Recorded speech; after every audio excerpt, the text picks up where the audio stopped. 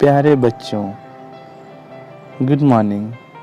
मुझे उम्मीद है कि आप बहुत अच्छे होंगे और आप पूरी लगन के साथ अपने परीक्षा की तैयारी कर रहे होंगे। चलिए आज हम पढ़ते हैं इंटरमीडिएट के इतिहास के दूसरे पाठ को, जिसका नाम है राजा, किसान और नगर। हम इस चैप्टर में 2-3 महत्वपूर्ण चीज़ों को देखेंगे, जिनमें सबसे पहले हम ये जानने का प्रयास करेंगे कि हड़प्पा सभ्यता के पतन के बाद आखिर क्या क्या चीज़ें हुई, और हम ये इसके अतिरिक्त हम ये जानेंगे कि किस प्रकार से जनपद और महाजनपद का उदय हुआ और महाजनपदों में कैसे हमारा मगध एक शक्तिशाली महाजनपद के रूप में उभरा। सबसे पहले इस चैप्टर के प्रथम सब टॉपिक को, प्रिंसेस और प्रियदर्शी, मैं आपको यहाँ बताऊं कि भारतीय अभिलेख विज्ञान में 1830 के दशक में ईस्ट इंडिया कंपनी के एक व्यक्ति थे जिनका नाम था जेम्स प्रिसप। उनके द्वारा सबसे पहले ब्राह्मी और खरोष्टी लिपि जो थी उसको क्या किया गया, डिकोड किया गया, अर्थात उसे पढ़ने का प्रयास किया गया। और सबसे मज़े की बात तो ये थी कि जब प्रिंसप के द्वारा अधिकांश अभिलेख को देखा जा रहा था तो उन अभिलेखों पर एक नाम आ रहा था प्रियदर्शी, यानी कि मनोहर आकृति वाले। अब मैं आपको यहाँ पे बताऊं कि यहाँ पे मैंने एक वर्ड यूज़ किया, अभिलेख। तो अभिलेख का अर्थ होता है जो पत्थर, धातु या मिट्टी के जो बर्तन होते हैं या उस कठोर जो सतह होते हैं उस पर जो लिखा हुआ होता है ना, उसी को हम लोग बोलते हैं अभिलेख। अभिलेख को अगर देखा जाए तो ऐतिहासिक स्रोत के रूप में बहुत ही महत्वपूर्ण माना गया है। तो हम भारतीय इतिहास की जानकारी जो है इन अभिलेखों से ही आरंभ होती है। इसके बाद हम अन्य साहित्यिक स्रोत के बारे में जानते हैं, या फिर और भी जो स्रोत होते हैं उन स्रोतों के बारे में हम लोग को जानकारी मिलती है। परंतु यहाँ पर जो प्रियदर्शी जो नाम था जो बार बार अभिलेखों में आ रहा था। अच्छा, आप एक चीज़ बताइए कि अभिलेख में क्या क्या चीज़ आ सकते हैं। तो अभिलेख में मोहरें आ सकती हैं, बर्तनों पे लिखे हुए चीज़ आ सकते हैं, शिलालेखों पर लिखे हुए चीज़ आ सकते हैं। तो ये सारी जो चीज़ें हैं वो अभिलेखों के अंतर्गत आते हैं। एक चीज़ और है कि जब इन अभिलेखों को देखा जा रहा था तो उसमें एक नाम आया, और वो नाम क्या था? वो नाम था अशोक। है ना आश्चर्य कर देने वाली बात? हाँ, वही अशोक जिनके बारे में हम लोगों ने जाना है, या हम अगर अपने भारतीय मुद्रा को देखते हैं तो उन पर अशोक का अशोक चिन्ह जो है वो बना होता है। और दूसरी ओर जो हम लोग का राष्ट्रीय एम्बलम है, जिसे राष्ट्रीय प्रतीक कहते हैं, वो अशोक के नाम पर ही है। तो हमने इस तरह से देखा कि जो प्रिंसिप के द्वारा जो खोज की गई उसमें एक नाम आया जिसे प्रियदर्शी कहा गया, और वो प्रियदर्शी और कोई नहीं थे, वो अशोक ही थे। अब हम इसके आगे चलते हैं और आगे हम ये देखने का प्रयास करते हैं कि प्रारंभिक राज्य, और उसमें क्या है, 16 महाजनपद। 16 महाजनपद मैं आपको बता दूं कि पहले इसको हम लोग डिवाइड करते हैं महा जोड़ जनपद। तो यहाँ पे एक चीज़ जानने योग्य बात है कि जनपद होता क्या है। तो जनपद को अगर हम देखें तो जनपद एक ऐसा भूखंड होता है जहाँ कोई लोग अथवा कुल अथवा जनजाति के लोग रहते हैं, उनको जनपद कहा जाता है। ठीक है। और जनपद का जो प्रयोग है, जो भाषा है, वो प्रायः संस्कृत और प्राकृतिक दोनों भाषाओं में इसका प्रयोग किया गया है। तो जनपद जो क्षेत्र था, सपोज कीजिए जो आज का आपका गांव है, वो एक तरह से छोटा मोटा जनपद हम मान सकते, क्योंकि यहाँ लोग रहते हैं, चाहे वो किसी एक कुल के हैं, जाति के हैं, जनजाति के हैं, तो एक छोटा सा जनपद हम इसे मान सकते हैं। तो महाजनपद क्या होगा? तो महाजनपद हुआ एक बड़ा समूह, अथवा आपको ज्ञात होगा कि जो 16 महाजनपद थे उनके बारे में जो उल्लेख हैं वो कहाँ से मिले? इन चीज़ों के बारे में उल्लेख हम लोगों को सबसे पहले बौद्ध धर्म ग्रंथ अंगुत्तर निकाय और जैन धर्म ग्रंथ भगवती सूत्र से मिले हैं, जिसमें 16 महाजनपदों की सूची दी गई है, जो काफ़ी महत्वपूर्ण थी। और लेकिन अगर देखा जाए तो इन दोनों सूचियों में थोड़ा बहुत अंतर भी है, लेकिन कुछ ऐसे महाजनपद थे जो दोनों सूचियों में एक समान थे। वो कौन से थे? वज्जी, मगध, कोसल, कुरु, पांचाल, गांधार, अवंती, ये सब जो थे वो महत्वपूर्ण जनपदों में आते थे। तो हम इस प्रकार कह सकते हैं कि जनपद जो थे वो क्या थे, जनपदों की राजधानी को हम महाजनपद कह सकते थे। और अच्छा, इन जनपदों में होता क्या था, तो ये जो जनपद होते थे, जो महाजनपद होते थे, मैंने पूर्व में जिक्र किया कि वो राजधानी के जैसे कार्य करते थे। और इस पर किसका शासन होता था, इस पर राजा का शासन होता था। लेकिन कुछ ऐसे भी जनपद थे जिन्हें गण कहा जाता था, गण अथवा संघ। ठीक है, लोग, इसमें क्या होता था कि लोगों के समूहों के द्वारा शासन किया जाता था। ठीक है, जैसे अभी अगर हम वर्तमान समय में गण को अगर हम तुलना करें तो यह एक लोकतांत्रिक व्यवस्था के जैसा प्रतीत होगी, क्योंकि यहाँ पर भी लोगों का शासन होता है, एक समूह होता है। यहाँ पे राजा का कोई कॉन्सेप्ट नहीं है, यहाँ पे लोगों के द्वारा सामूहिक रूप से शासन किया जाता है, उसी को हम लोग लोकतंत्र कहते हैं। तो यहाँ पर भी जो लोकतंत्र है कि जैसे ही गण हुआ करते थे, और इसमें क्या होता था, इस समूह में प्रत्येक व्यक्ति राजा कहलाता था, यानी कि कोई भी जो समूह में लोग थे वो राजा कहलाते थे। और आप जब महावीर और बुद्ध को पढ़ेंगे तो कितने बार ऐसे प्रसंग आते हैं जिसमें महावीर ने और महात्मा बुद्ध ने गणों से संबंधित किया था राजाओं को। तो इस प्रकार कहीं ना कहीं ये जो स्रोत है, जो ऐतिहासिक स्रोत हैं, वो बताते हैं कि जो जनपद होते थे, जो महाजनपद होते थे, वो दो प्रकार के होते थे। एक जिसमें राजा राज्य करते थे, और दूसरा जो गण होते थे, जो संघ होते थे, जो लोगों के समूह से बनते थे। अच्छा, अब आगे देखते हैं हम लोग, आगे क्या है। तो प्रत्येक जो महाजनपद थे वो एक राजधानी की तरह होती थी, मैंने आपको बताया ही।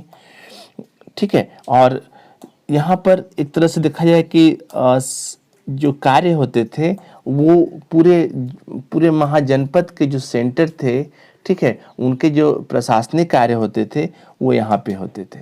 तो हर एक महाजनपद की कुछ न कुछ राजधानियाँ होती थी। तो हम बारी बारी से उन राजधानियों को देखेंगे। आइए हम अब देखते हैं मानचित्र में और जानने का प्रयास करते हैं कि जो जनपद थे वो भौगोलिक स्थिति इनकी क्या थी। अच्छा, मैं एक चीज़ और यहाँ पे बताऊँ आप लोगों को कि जो प्रत्येक जनपद होते थे उनकी तो राजधानियाँ होती थी, मैंने बताया ही आपको। और इन राजधानियों में एक बड़े से दुर्ग होते थे। हाँ, वही दुर्ग जो हम लोगों ने हड़प्पा सभ्यता में पढ़ा था, जो वहाँ पे एक बड़े दुर्ग होते थे। दुर्ग चारों ओर प्राचीरों से घिरा होता था। दुर्ग के अंदर दो प्रकार के नगर होते थे। तो उसी तरह की संकल्पना यहाँ पर भी देखने को मिलती है। और ये जो थे, यहाँ पर नौकरशाह लोग भी काम करते थे, क्योंकि जब दुर्ग है तो वहाँ पे काम करने के लिए लोगों की आवश्यकता होगी। और मैं बताऊँ कि इसी समय ये जो पूरी व्यवस्था थी उसको चलाने के लिए ब्राह्मणों ने 6ठी शताब्दी के आसपास के समय में उन्होंने क्या किया कि धर्मशास्त्र ग्रंथों की रचना शुरू की। और ऐसा इसलिए किया गया कि वो उन धर्मशास्त्रों में शासन व्यवस्था को कैसे चलाया जाए उसके बारे में उसका जिक्र किया हुआ था। और यहाँ पर जैसा कि हम लोग देखेंगे कि वैदिक युग में जो व्यवस्था थी, जो सामाजिक व्यवस्था थी, वो 4 वर्णों में विभक्त थी, ब्राह्मण, क्षत्रिय, वैश्य और शूद्र। तो जो क्षत्रिय का काम होता था वो राज्य को संभालना, शासन करना या उससे संबंधित कार्य होते थे। तो ये धर्म जो शास्त्र होते थे, इन धर्म शास्त्रों में क्या किया गया था, इन धर्म शास्त्रों में ये दिखाने का प्रयास किया गया था कि जो क्षत्रिय हैं वो राज्य को चलाने के लिए वो दूसरे राज्य पर आक्रमण भी कर सकते हैं, और अपने अर्थव्यवस्था को, अपने नौकरशाही तथ्यों को चलाने के लिए, उन चीज़ों के लिए वो लोगों से टैक्स भी वसूल सकते हैं। तो खैर, ये सारी चीज़ें जो थी वो इस समय देखने को मिलती हैं। अब हम यहाँ पर एक और महत्वपूर्ण चीज़ देखते हैं जो आपके पाठ्य पुस्तक में पढ़नी है, ओलिगार्की। ओलिगार्की क्या है, या शासन समूह उसे कहते थे जहाँ पुरुषों के एक समूह के हाथों में सत्ता होती थी। ठीक है, इस तरह का जो कॉन्सेप्ट है वो कहाँ से आया था, रोमन से आया था। रोमन साम्राज्य में भी इसी प्रकार की चीज़ें होती थी। चलिए अब आइए हम देखते हैं एक बार फिर से मानचित्र को, और हम जानने का प्रयास करते हैं कि ये जो 16 महाजनपद थे वो कौन कौन से थे और इनकी राजधानियाँ क्या थीं। तो यहाँ पे एक चीज़ और मैं आपको बताऊँ कि इंटरमीडिएट के पॉइंट ऑफ व्यू से एग्जामिनेशन में ये क्वेश्चन आते ही आते हैं, वो चाहे 2 नंबर के क्वेश्चन हो, चाहे 4 नंबर के हों, या अथवा लॉन्ग क्वेश्चन हो, इन क्वेश्चन में जरूर महाजनपद से रिलेटेड कुछ न कुछ क्वेश्चन आते हैं। तो पहले हम उन क्षेत्रों को देख लें और हम जानने का प्रयास करते हैं कि इसकी भौगोलिक स्थिति क्या है। तो चलिए हम सबसे पहले देखते हैं काशी को। जैसा कि आप मानचित्र में देख सकते हैं, काशी की राजधानी कहाँ थी? काशी की राजधानी थी वाराणसी। हाँ, ये वही वाराणसी जिसे हम आज बनारस के नाम से जानते हैं। और यह कहाँ पर स्थित थी? यह वरुणा और अस्सी नदियों के संगम पर बसा हुआ था। एक बहुत ही विख्यात नगर था। काशी राज्य की प्रतिद्वंद्विता या इसकी जो लड़ाई थी, जो इसका कंपटीशन था, वो किससे था? इसका कंपटीशन कोसल से था। आप देख सकते हैं मानचित्र में कोसल को, जिसकी राजधानी कहाँ है? श्रावस्ती। तो इन दोनों में हमेशा वैमनस्य या जो है साम्राज्य को बढ़ाने के लिए, अपने क्षेत्र को बढ़ाने के लिए अक्सर इनका आपस में युद्ध हुआ करता था। ठीक है। अब बाद में क्या होता है कि मगध जो है वो, जिसके सम्राट अजातशत्रु होते हैं, वो काशी पर अधिकार कर लेते हैं। आप देख सकते हैं यहाँ पे मगध है, इसके जो शासक थे अजातशत्रु, वो क्या करते हैं? बाद में काशी पर अधिकार कर लेते हैं। चलिए हम उसके दूसरे प्रमुख महाजनपद को देखते हैं, जिसका नाम था कोसल। जी हाँ, अभी मैंने बात किया कोसल, जिसकी राजधानी कहाँ थी? श्रावस्ती। ठीक है। मैं एक चीज़ और बता दूं कि कोसल जो है वो सरयू जो नदी थी वहाँ पर वसा हुआ था। और ये कोसल 2 था, उत्तरी कोसल और दक्षिणी कोसल। ठीक है। उत्तरी कोसल जो था उसकी राजधानी श्रावस्ती थी, जैसा मैंने कभी आप लोग को बताया। बाद में इसे अयोध्या अथवा साकेत में स्थानांतरित कर दिया गया। हाँ, वही अयोध्या जो आजकल काफ़ी चर्चित है और ऐसे श्री राम की जन्मभूमि भी मानी जाती है। इसके अतिरिक्त इसकी जो दक्षिणी जो कोसल थे, ठीक है, उसकी राजधानी कहाँ थी? कुशावती थी। तो आप अगर परीक्षा में इतना भी लिख देंगे इससे संबंधित तो ये काफ़ी है। लेकिन कोसल के बारे में एक बहुत ही महत्वपूर्ण चीज़ जो हम महात्मा बुद्ध के जीवनी या उनके संदर्भ में पढ़ते हैं, तो एक राजा थे जिनका नाम था प्रसेनजित, जो बुद्ध के समकालीन थे। ठीक है। और ये जो अजातशत्रु जो थे, उन्होंने क्या किया था? बाद में कोसल पर अधिकार कायम कर लिया था। अब तीसरे राज्य को देखते हैं। तीसरा राज्य क्या है? अंग। आप यहाँ देखेंगे अंग। ठीक है। महाभारत में अंग की चर्चा होती है। आपने एक नाम सुना होगा दानवीर कर्ण का, जिसे दुर्योधन के द्वारा अंग का नरेश बना दिया गया था। और ये कहाँ है? ये जो है बिहार के मुंगेर और भागलपुर जिलों तक फैला हुआ था। और इसकी राजधानी कहाँ थी? इसकी राजधानी थी चंपा। जिसे, और ये बहुत ही बड़ा एक कॉमर्शियल प्लेस था, जिसे हम व्यापारिक केंद्र भी कह सकते हैं। यहाँ का राजा ब्रह्मदत्त था, उसे परास्त कर मगध के जो शासक थे बिंबिसार, वो इसे अपने साम्राज्य में मिला लेते हैं आने वाले वर्षों में। चलिए अब हम आगे देखते हैं मगध। जी, मगध की राजधानी कहाँ थी? राजगीर थी। ठीक है। 16 महाजनपदों में सबसे शक्तिशाली अगर कोई राज्य था तो वो था मगध। ठीक है। इसके अंतर्गत पुराने पटना, गया, शाहबाद जिलों के समस्त सम्मिलित क्षेत्र शामिल थे। और इसकी राजधानी पहले जानते हैं कहाँ थी? पहले थी राजधानी इसकी ग्रीवराज, या जिसको राजगृह भी कहते हैं। और बाद में वो कहाँ चला गया? बाद में आ गया वो पाटलिपुत्र। हाँ, वही पाटलिपुत्र जिसकी स्थापना उदयन के द्वारा की गई थी।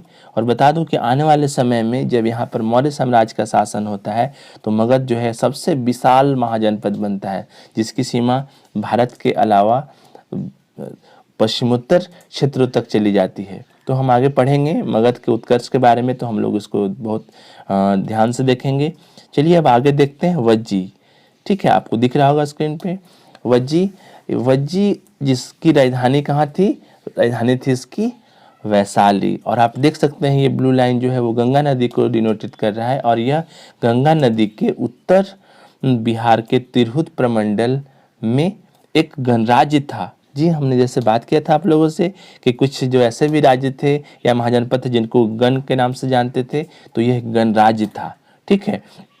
और इसमें 8 गण थे, यानी कि 8 गणों को मिलाकर एक संघ बनाया गया था, जिसे हम वज्जी कहते हैं। मैं बता दूं कि विश्व का पहला लोकतंत्र अगर देखा जाए तो यही वज्जी था, ये जो वैशाली जिसकी राजधानी थी। और इसकी एक महत्वपूर्ण विशेषता थी कि ये जो था बाद में मगध के शासक अजातशत्रु ने भी इसे अपने आप में परास्त करके अपने में मिला लिया। अब आगे चलते हैं, आगे हम देखते हैं एक और क्षेत्र है जिसका नाम है मल्ल। ठीक है, जिसकी राजधानी कहाँ है? कुशीनगर। ठीक है, वज्जी के समान मल्ल भी एक गणतांत्रिक राज्य था, यानी कि जिस तरह से वज्जी था उससे थोड़ा आगे बढ़ते हैं तो हम लोग उत्तर की ओर तो कुशीनगर मिलता है, जिसके और मल्ल। ठीक है, मल्ल की राजधानी कहाँ थी? कुशीनगर थी, और यह भी एक लोकतांत्रिक प्रदेश की तरह ही था। यह भी दो भागों में बटा हुआ था, एक की राजधानी थी कुशीनगर और दूसरे की राजधानी थी पावा। हाँ, पावापुरी का नाम आपने सुना होगा, बिल्कुल, हाँ ये वही पावापुरी है। ठीक है, अब आगे हम देखते हैं अगला जो राज्य है वो है चेदी। कौन सा राज्य है? चेदी। आप देखेंगे चेदी कहाँ है मानचित्र में, तो चेदी है यहाँ। चेदी यह राज्य जो था यमुना नदी के किनारे बुंदेलखंड के क्षेत्र में स्थित था, और इसकी राजधानी जो थी वो सुत्तीवती थी। चेदियों का विख्यात राजा शिशुपाल हुआ करता था, जिसके बारे में महाभारत में उल्लेख मिलता है। हम अगर महाभारत की स्टोरी देखेंगे तो उसमें आपको शिशुपाल के बारे में मिलेगा। ठीक है, जिसका वध जो है श्री कृष्ण के द्वारा किया जाता है। तो हम जब जिक्र करेंगे महाभारत का तब हम उसमें देखेंगे। अब अगला राज्य हम देखते हैं कुरु। आपको दिख रहा होगा मानचित्र में कुरु। यह जो है दिल्ली और मेरठ के क्षेत्र में अवस्थित था, और इसकी राजधानी कहाँ थी? इंद्रप्रस्थ। यही इंद्रप्रस्थ जिसको पुरानी दिल्ली भी कह सकते हैं। महाभारत में कुरु और इसकी राजधानी का वर्णन मिलता है, वही कौरव से कुरु हुआ था। ठीक है, तो इसकी राजधानी का जिक्र मिलता है हम लोग को। फिर आगे देखते हैं पांचाल। हाँ, पांचाल है। पांचाल राज्य भी दो भागों में विभक्त था। उत्तरी पांचाल जिसकी राजधानी थी अहिछत्रा। ठीक है, वर्तमान के बरेली और उत्तर प्रदेश हम इसको समझ सकते हैं, और दूसरा की राजधानी थी काम्पिल्य, जो वर्तमान में उत्तर प्रदेश के फारुखाबाद है। वो क्षेत्र जो था इसमें सम्मिलित था। अब इसके बाद एक राज्य है सूरसेन। आप देख सकते हैं मानचित्र पर आप देखेंगे सूरसेन, जिसकी राजधानी मथुरा थी। मथुरा के बारे में तो सभी लोग जानते हैं। मथुरा, हाँ, ये वही क्षेत्र है जहाँ पर श्री कृष्ण का जन्म हुआ था, और यह यमुना नदी के तट पर स्थित है। और आपको पता है यह एक धार्मिक और व्यापारिक नगर के रूप में काफ़ी विख्यात हुआ था। और बुद्ध के समकालीन जो थे अवंती पुत्र जो सूरसेन के राजा थे। बाकी तो आप जानते ही हैं मथुरा के बारे में, आज भी एक धार्मिक प्लेस के रूप में है। आगे हम देखते हैं मत्स्य। अगला जो राज्य है वो है मत्स्य जनपद। यह आधुनिक राजस्थान के भरतपुर, जयपुर और अलवर जिले के एरिया में सम्मिलित था, और इसकी राजधानी थी विराटनगर। महाभारत में अगर आप देखें तो विराटनगर का भी जिक्र आता है। तो हम जब एग्जामिनेशन लिखेंगे तो आप कम से कम इतनी लाइनें जरूर लिखेंगे। इसके बाद है सबसे दक्षिण में चलते हैं। दक्षिण में चल देंगे तो आपको एक जगह मिलेगा, उसका नाम था अवंती। यस, जिसकी राजधानी आपको दिखाई दे रही होगी मानचित्र पर, अवंती। ये कहाँ स्थित था? यह भी दो भागों में था। ठीक है, उत्तरी अवंती जिसकी राजधानी कहाँ थी? उज्जैनी थी, और दक्षिणी अवंती जिसकी राजधानी थी महिष्मती। ये भी जो थे काफ़ी व्यापारिक केंद्र के रूप में प्रसिद्ध थे, और स्थल मार्ग से जो उज्जैनी से व्यापार होता था। और इसका जो विख्यात राजा था उसका नाम था चंड प्रदोत। इसकी पहले इसकी शत्रुता किससे थी? वत्सराज उदयन से थी। बाद में दोनों के बीच में वैवाहिक संबंध स्थापित हो जाते हैं, तो बाद में उन दोनों में मित्रता हो जाती है। मगध की अवंती से मित्रता होने के पीछे वजह भी वैवाहिक संबंध ही थे। अब इसमें बता दूं आपको कि मगध राज जो थे बिंबिसार ने जो प्रद्योत की चिकित्सा के लिए अपने जो विज्ञात जो डॉक्टर थे उस समय के, जिसको हम लोग वैद्य कहते हैं, जीवक नाम था उनका, उनको भेजा था। जब वो बीमार पड़ गए थे ना प्रद्योत, तब वहाँ से बिंबिसार अपने डॉक्टर को भेजते हैं जिनका नाम जीवक था, जो रहते थे कहाँ? राजगीर में, और उनको स्वस्थ करते हैं। अब हम चलते हैं 15वें राज्य में, जिसका नाम था क्या? गांधार। गांधार कहाँ है? गांधार आप देख सकते हैं। गांधार का जो क्षेत्र है वो है आपका वर्तमान के काबुल घाटी में। इसकी राजधानी कहाँ थी? तक्षशिला थी। ठीक है, तक्षशिला जो था एक बहुत बड़ा विश्वविद्यालय के रूप में उभरा था, और चंद्रगुप्त की जो शिक्षा दीक्षा हुई थी वो यहीं पे हुई थी। ठीक है, और यह एक व्यापारिक केंद्र के साथ साथ एक बहुत बड़ा शैक्षिक केंद्र था, और इसका जो सबसे विख्यात शासक था उसका नाम था पुष्कर, सारीन। ठीक है, गांधार और अवंती में हमेशा जो संप्रभुता के लिए हमेशा युद्ध चलता था। ठीक है, तो ये इस तरह से हम देख सकते हैं कि अभी तक हम लोगों ने 15 राज्यों को देखा और हम अंतिम जो महाजनपद है हम उसको देखते हैं। उसका नाम था कंबोज। क्या नाम था? कंबोज। यह कंबोज जो था वो गांधार का पड़ोसी था। ठीक है, और अगर देखा जाए कंबोज कहाँ है, देखते हैं हम लोग। कंबोज यहाँ देखिए, कंबोज जो था वो गांधार का पड़ोसी राज्य था जो मध्य एशिया के पामीर के क्षेत्र, अगर हम देखें तो वर्तमान का जो तजाकिस्तान है वहाँ पर स्थित था और इसकी जो राजधानी कहाँ थी, वो हाटक थी। तो इस प्रकार से हम देखते हैं कि जो 16 जनपद थे, 16 महाजनपद थे, वो कौन कौन से थे, इसकी राजधानियाँ कौन थी और इनके द्वारा जो है इसकी क्या विशेषताएं थीं। तो आज के चैप्टर में हम इतना ही देखते हैं। फिर हम अगले चैप्टर में मगध के उत्कर्ष के बारे में पढ़ेंगे और हम जानने का प्रयास करेंगे कि मगध आखिर किस प्रकार से ये 15 महाजनपदों से बड़ा एक समृद्ध और सबसे शक्तिशाली और ताकतवर महाजनपद के रूप में उभरा। तो आज के लिए धन्यवाद बच्चों, थैंक यू।